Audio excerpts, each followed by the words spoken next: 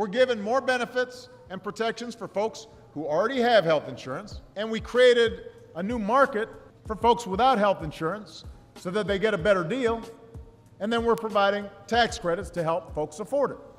Barack Obama was the face of universal health care.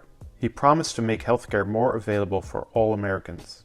While he was in office, he fulfilled his objective by introducing Obamacare and improved the quality of life for those who couldn't get health insurance through their jobs.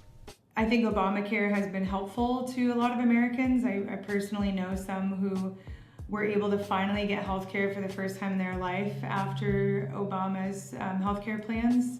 During his presidency, around 20 million more adults gained access to health care coverage. He drove the uninsured rate down by 10% to the lowest it's ever been. However, when Donald Trump took office, he fought to repeal Obamacare and put people at risk of losing health care.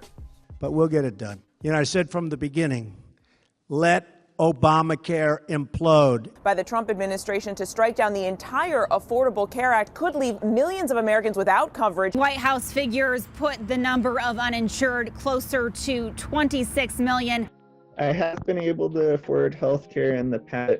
Due to getting a raise at work, I no longer qualified. We interviewed Nick, a resident of Weed, California, who was not able to afford health insurance for several months due to the rate increase. I work at a lumber mill in Mount Shasta, California. My job is I build different wood items from picnic tables and to fence boards and all different kinds of wood products. Life without healthcare was pretty scary. In my line of work, we work with heavy machinery, power tools, forklifts. You never know what's going to happen, and not having healthcare makes it so you're worrying constantly. We've set up some incredible healthcare programs that are far better than Obamacare and a lot less expensive.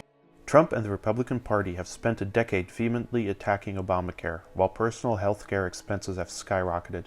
When people can't afford coverage or these increased expenses, they can't go to the doctor, and if they can't go to the doctor, they'll have to wait in massive lines to even enter the ER.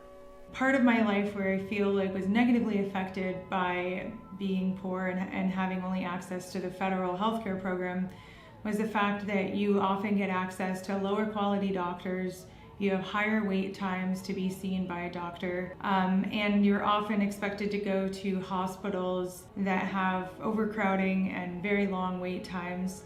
Stripping Obamacare is like using cash for kindling. If you subtract all the lost tax revenue, Trumpcare would be about $420 billion in the red. People are basically paying more money for reduced benefits.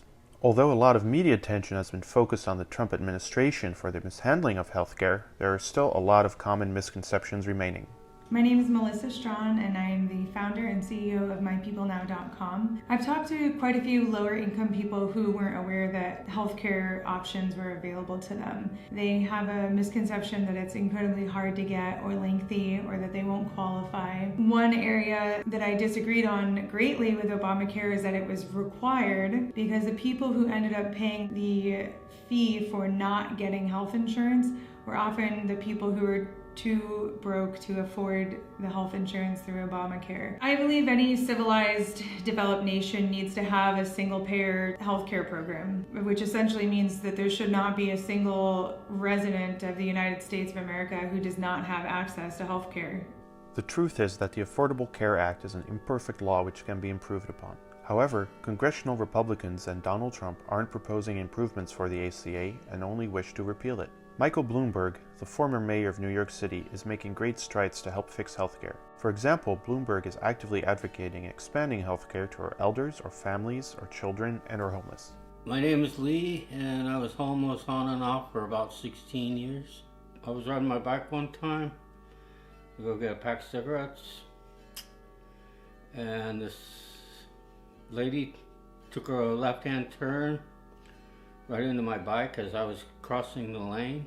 Caused me to go to the hospital, got a shattered kneecap, and I was knocked out. People, because I was homeless, stereotyped me into not being a good person.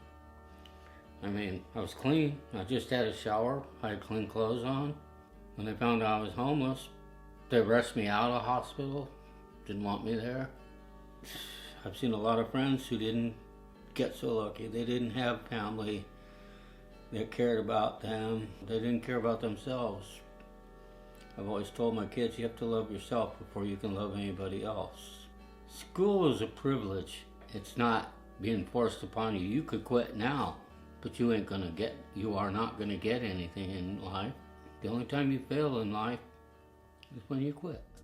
It's time to get real and fix healthcare. People don't have the healthcare that they need, and this is America. We can certainly afford to make sure that everybody that needs to see a doctor can see a doctor.